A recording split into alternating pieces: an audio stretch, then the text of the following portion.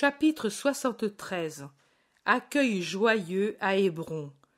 Ils sont tous assis en cercle dans un petit bois près d'Hébron, et ils mangent en parlant entre eux.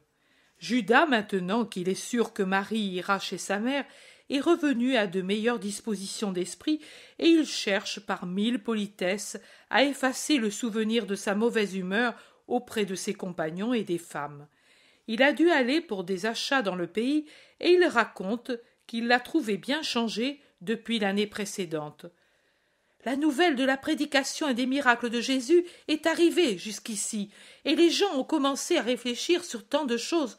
Tu sais, maître, que dans ces parages, il y a un domaine de Doras, et même l'épouse de Chouza possède ici, sur ces montagnes, des terres et un château qui lui appartiennent personnellement, qui font partie de sa dot.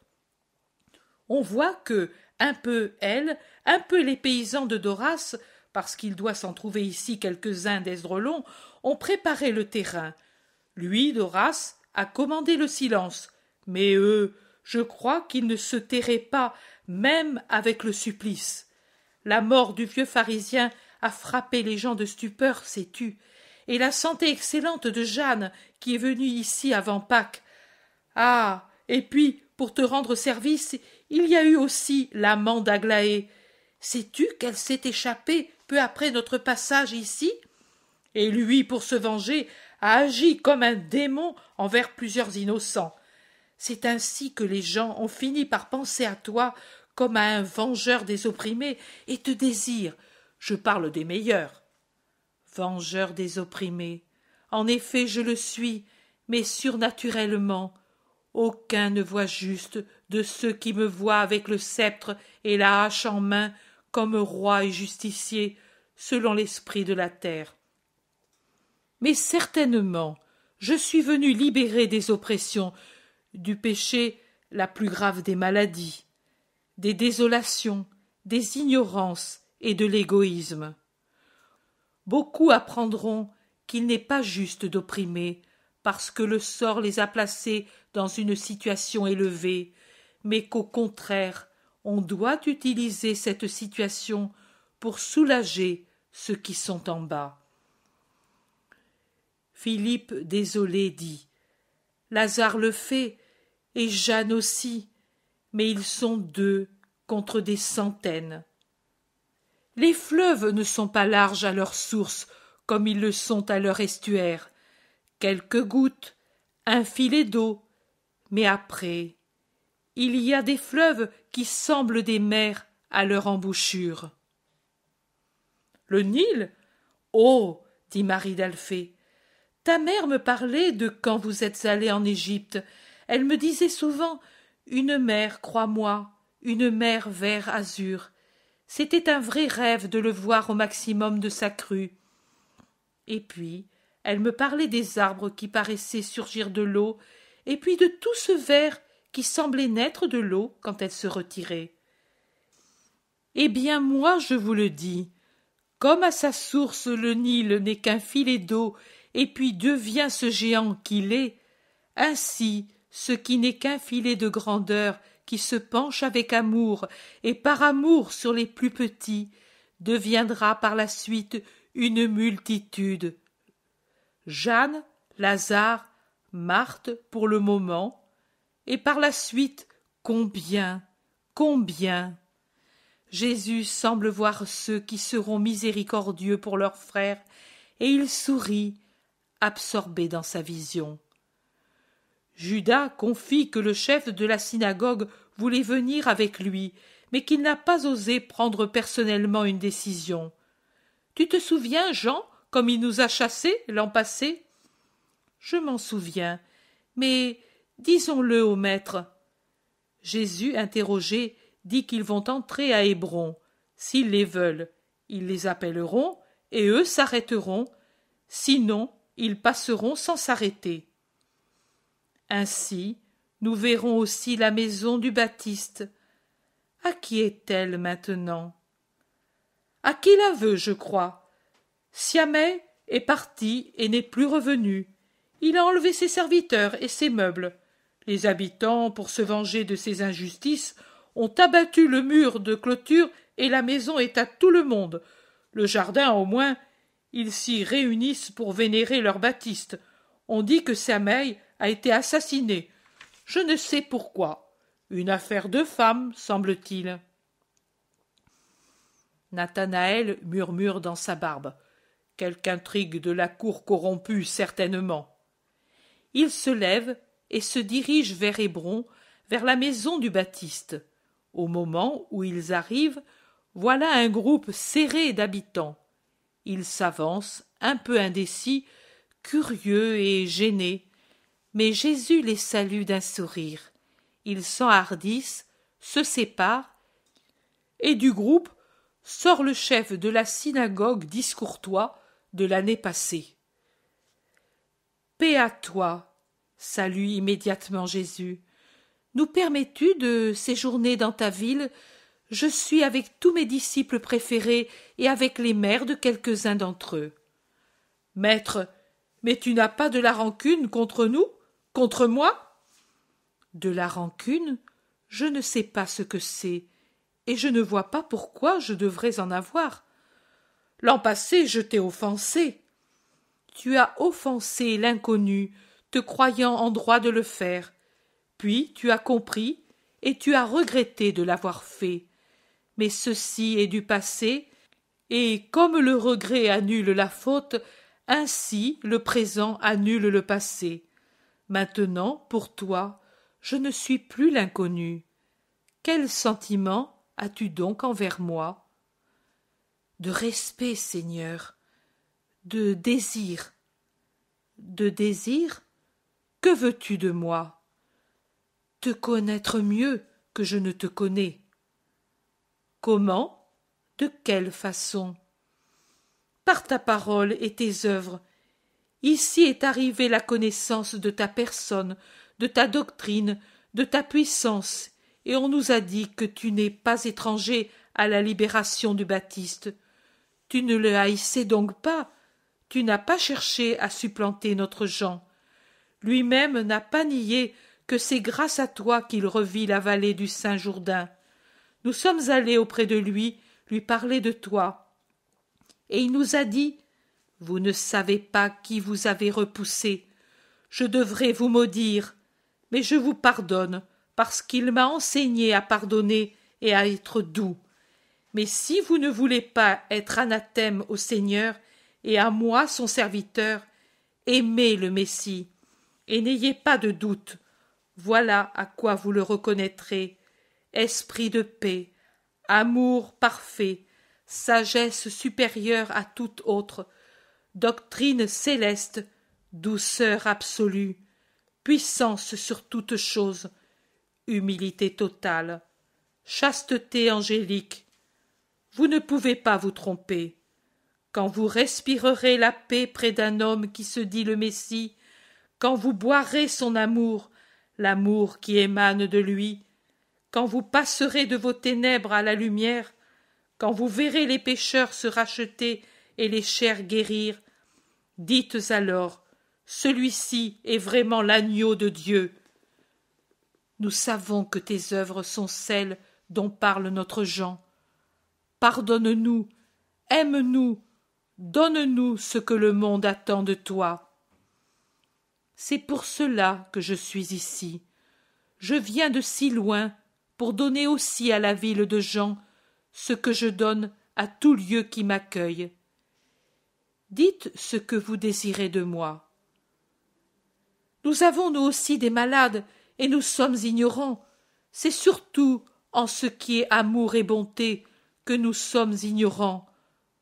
Jean, dans son amour total de Dieu, a une main de fer et une parole de feu, et il veut nous plier tous comme un géant plie un brin d'herbe. Beaucoup tombent dans le découragement parce que l'homme est plus pécheur que saint. Il est difficile d'être saint. Toi, on dit que tu ne ploies pas, mais que tu relèves, que tu ne cautérises pas, mais que tu appliques du baume, que tu n'écrases pas, mais que tu caresses. On sait que tu es paternel avec les pécheurs et puissant contre les maladies, quelles qu'elles soient, et surtout les maladies du cœur.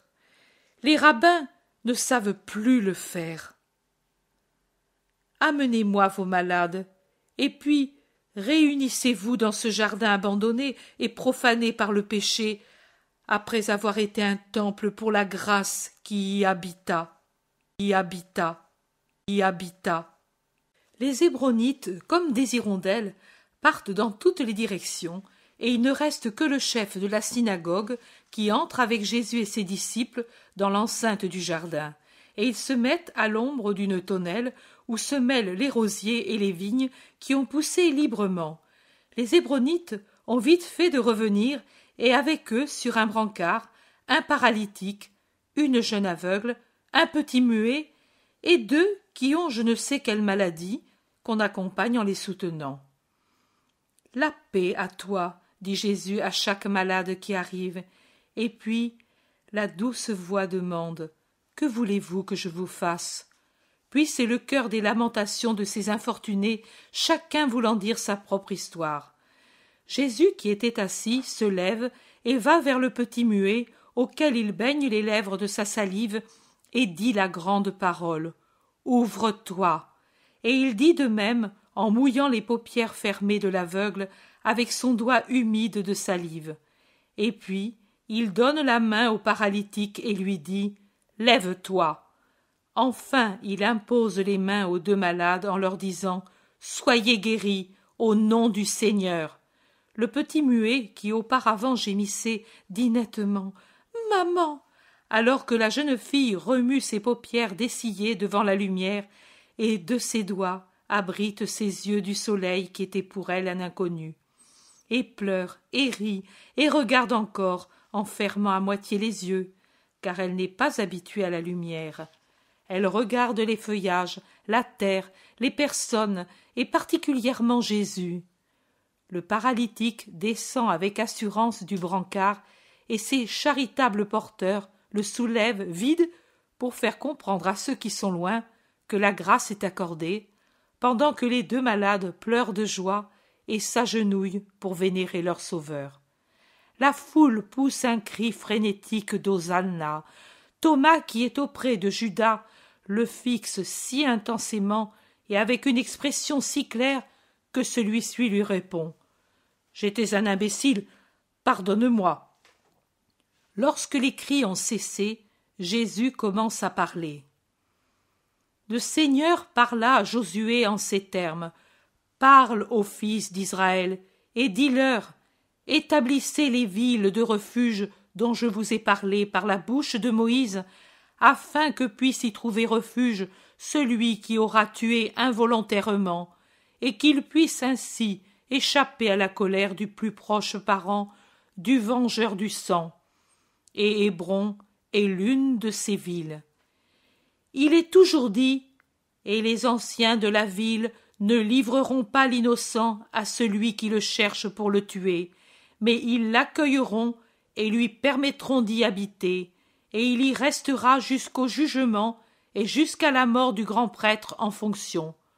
Après quoi, il pourra rentrer dans sa ville et dans sa maison.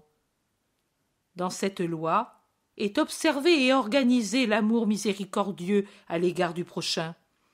C'est Dieu qui a imposé cette loi, parce qu'il n'est pas permis de condamner l'accusé sans l'entendre, ni de tuer dans un accès de colère. On peut dire cela aussi pour les crimes et les accusations d'ordre moral. Il n'est pas permis d'accuser sans connaître, ni de juger sans entendre l'accusé.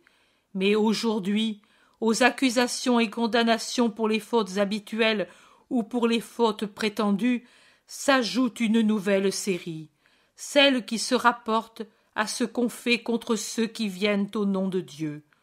Au cours des siècles, cela s'est produit contre les prophètes. Maintenant, cela se reproduit contre le précurseur du Christ et contre le Christ.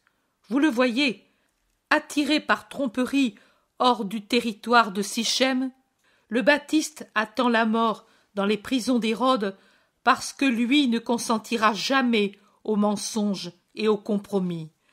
On pourra supprimer sa vie et lui couper la tête, mais on ne pourra briser son honnêteté, ni séparer son âme de la vérité qu'il a servie fidèlement sous toutes ses formes, divines, surnaturelles ou morales. Et de la même façon, on persécute le Christ avec une furie double et décuple, parce qu'il ne se borne pas à dire à Hérode « Cela ne t'est pas permis », mais qu'il proclame d'une voix de tonnerre « Cela ne t'est pas permis ». Partout où en entrant, il trouve le péché, où c'est qu'existe le péché, sans exclure aucune catégorie, et cela au nom de Dieu et pour l'honneur de Dieu. Comment se fait-il que cela puisse exister? N'y a-t-il plus de serviteurs de Dieu en Israël? Oui, il y en a, mais ce sont des idoles. Dans la lettre de Jérémie aux exilés, il est dit, entre autres nombreuses choses, celles qui suivent. Et à leur sujet, j'attire votre attention, car toute parole du livre est un enseignement qui, au moment où l'Esprit Saint l'a fait écrire pour un fait présent, se rapporte aussi à un fait qui viendra dans l'avenir. Il est donc dit « Quand vous serez entrés en Babylonie, vous verrez des dieux d'or, d'argent, de pierre, de bois. Gardez-vous d'imiter la façon de faire des étrangers, d'en avoir peur, de les craindre. Dites en votre cœur, il ne faut adorer que toi, ô Seigneur. » Et la lettre donne des indications particulières sur ces idoles qui ont une langue faite par un artisan et ne s'en servent pas pour réprimander leurs faux prêtres qui les dépouillent pour revêtir les courtisanes de l'or de l'idole, quitte ensuite à enlever l'or profané par la sueur de la prostitution pour en revêtir l'idole, de ces idoles que la rouille et les mites peuvent ronger et qui ne sont décrassées et bien vêtues que si l'homme leur lave la figure et les habille, alors que d'elles-mêmes elles ne peuvent rien faire, même si elles ont en main le sceptre ou la hache. Et le prophète conclut « Ne les craignez donc pas ». Et il continue « Ces dieux sont inutiles comme des vases brisés. Leurs yeux sont remplis de la poussière que soulèvent les pieds de ceux qui entrent dans le temple, et on les tient bien enfermés, comme dans un tombeau, ou comme quelqu'un qui a offensé le roi, parce que n'importe qui peut leur enlever leurs vêtements précieux. Ils ne voient pas la lumière des lampes, car ils sont dans les temples comme des bûches, et les lampes ne servent qu'à les enfumer, pendant que les chouettes, les hirondelles et autres oiseaux volent sur leurs têtes et les souillent d'excréments, et que les chats se font un nid dans leurs vêtements et les déchirent. Il ne faut donc pas les craindre, ce sont des choses mortes. Même l'or ne leur sert pas, c'est pour la montre, et si on ne le polit pas, il ne brille pas, de même qu'ils n'ont rien senti quand on les a fabriqués.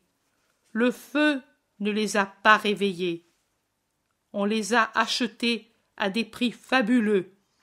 L'homme les mène où il veut, car ils sont honteusement impuissants.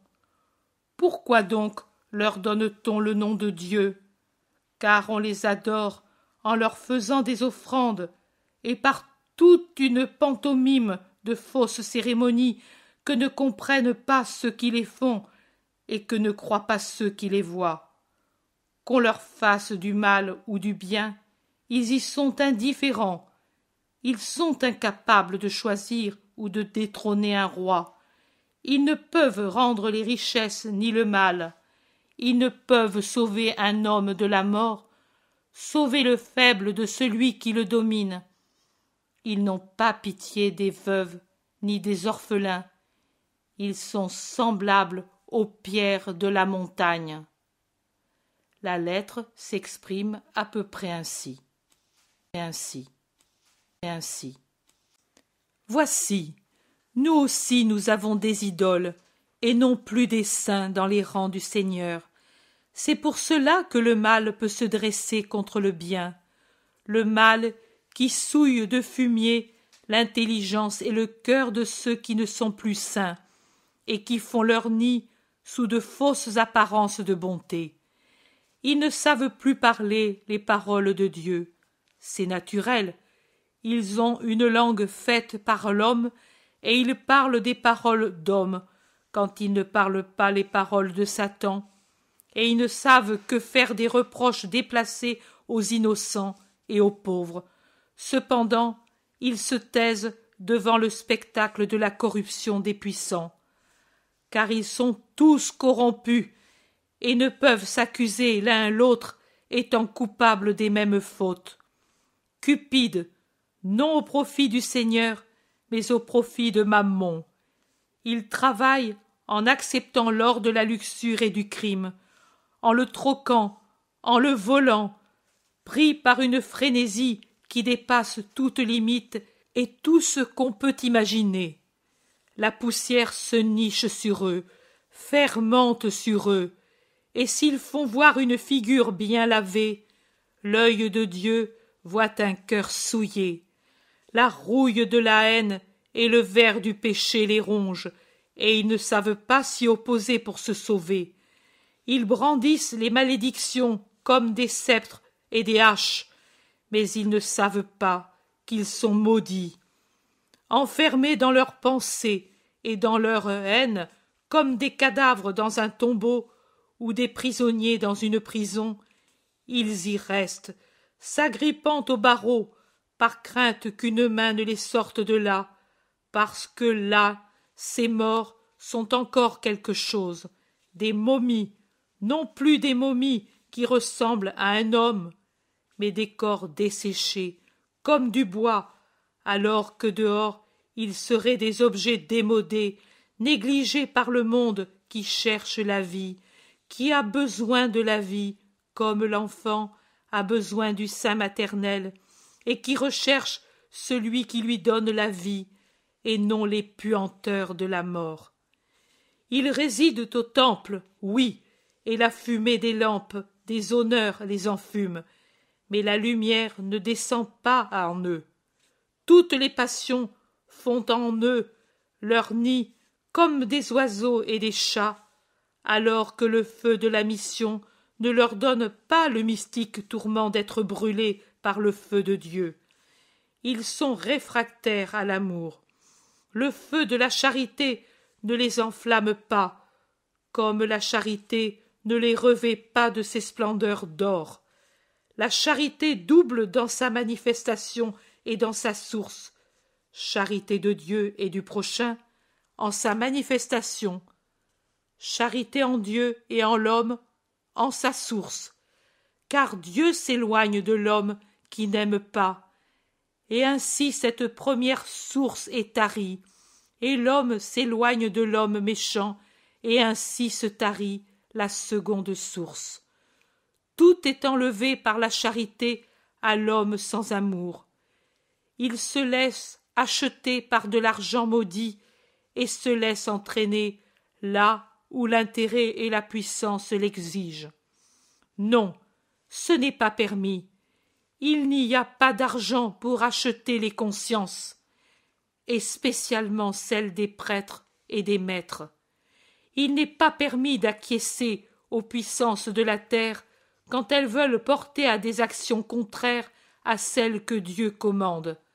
C'est de l'impuissance spirituelle, et il est dit « L'eunuque n'entrera pas dans l'assemblée du Seigneur ». Donc, s'il ne peut appartenir au peuple de Dieu celui qui est physiquement impuissant, est-ce que l'impuissant spirituel peut être son ministre? Aussi, je vous dis en vérité que beaucoup de prêtres et de maîtres sont maintenant affligés d'un coupable eunuchisme spirituel, car ils sont mutilés dans leur virilité spirituelle. Beaucoup, trop. Réfléchissez, observez, comparez. Vous verrez que nous avons beaucoup d'idoles et peu de ministres du bien qui est Dieu. Voilà pourquoi il peut se faire que les villes de refuge ne sont plus des refuges. On ne respecte plus rien en Israël, et les saints meurent parce que ceux qui ne sont pas saints les haïssent. Mais moi, je vous invite, venez, je vous appelle au nom de votre Jean qui souffre parce qu'il fut saint, qu'on a frappé parce qu'il m'a précédé et qu'il a tenté d'enlever les ordures sur les chemins de l'agneau. Venez servir Dieu, le temps est proche, ne soyez pas non préparés à la rédemption. Faites que ce soit sur un terrain ensemencé que la pluie tombe, autrement elle serait répandue pour rien. Vous, d'Hébron, vous devez être en tête. Ici vous avez vécu avec Zacharie et Élise, les saints qui ont mérité que le ciel leur donne Jean. Ici, Jean a répandu le parfum de la grâce avec sa véritable innocence de petit enfant, et, de son désert, il vous a envoyé les encens anticorrupteurs de sa grâce devenu un prodige de pénitence. Ne décevez pas votre Jean. Il a porté l'amour du prochain à un degré, pour ainsi dire divin, qui lui fait aimer le dernier habitant du désert comme il vous aime, vous, ses concitoyens. Mais sûrement que lui vous obtiendra le salut, et le salut, c'est de suivre la voie du Seigneur et de croire en sa parole. De cette cité sacerdotale, venez en masse au service de Dieu. Je passe et vous appelle. Ne soyez pas inférieurs aux prostituées auxquelles suffit une parole de miséricorde pour quitter le chemin qu'elles suivaient et venir sur le chemin du bien.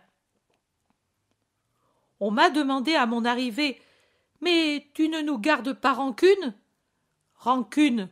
Oh non, c'est l'amour que je vous garde, et je garde l'espérance de vous voir dans les rangs de mon peuple, du peuple que moi je conduis à Dieu, dans le nouvel exode vers la vraie terre promise, le royaume de Dieu, au-delà de la mer Rouge, des sens et des déserts du péché, libre des esclavages de tout genre, vers la terre éternelle, riche de délices, saturé de paix. Venez, c'est l'amour qui passe. Qui veut peut le suivre, car pour être accueilli par lui, il ne faut que la bonne volonté. Jésus a terminé au milieu d'un silence étonnant. Il semble que beaucoup pèsent les paroles qu'ils ont entendues, les examinent, les goûtent, les comparent. Pendant que se produisent ces réactions, Jésus, fatigué et en sueur, s'assied et parle avec Jean et Judas. Voilà qu'un cri s'élève en dehors de l'enceinte, un cri confus et puis plus clair. « Est-ce le Messie? Est-ce lui ?» Et après une réponse affirmative, voilà qu'on fait avancer un estropié qui ressemble à un S tant il est difforme. « Oh, c'est Massala ! Mais il est trop estropié. Qu'espère-t-il? Voici sa mère, la malheureuse. Maître, le mari l'a renvoyée à cause de cet avorton qu'est son fils, et elle vit ici de charité. Mais maintenant elle est vieille, et elle a peu de temps à vivre. » L'avorton, c'est bien cela, est maintenant devant Jésus. Il ne peut même pas lui voir le visage, tant l'homme est courbé et difforme. Il semble une caricature d'homme chimpanzé ou d'homme chameau. La mère, âgée et misérable, ne parle même pas. Elle gémit seulement. « Seigneur, Seigneur, je crois. » Jésus pose ses mains sur les épaules déformées de l'homme qui lui arrive à peine à la taille, lève le regard vers le ciel et dit d'une voix de tonnerre: « Lève-toi et marche sur les chemins du Seigneur. » L'homme éprouve une secousse et puis il bondit debout comme l'homme le plus parfait. Le changement est si subit qu'il semble s'être débarrassé des ressorts qui le maintenaient dans cette position anormale. Maintenant, il arrive aux épaules de Jésus. Il le regarde et puis tombe à genoux avec sa mère et il baise les pieds de son sauveur. Ce qui se produit ensuite dans la foule ne peut se dire, et malgré sa volonté contraire, Jésus est contraint de séjourner à Hébron, car les gens font rapidement un barrage aux sorties pour l'empêcher de partir. C'est ainsi qu'il entre dans la maison du vieux chef de la synagogue, tellement changé depuis l'année passée. Passée, passée.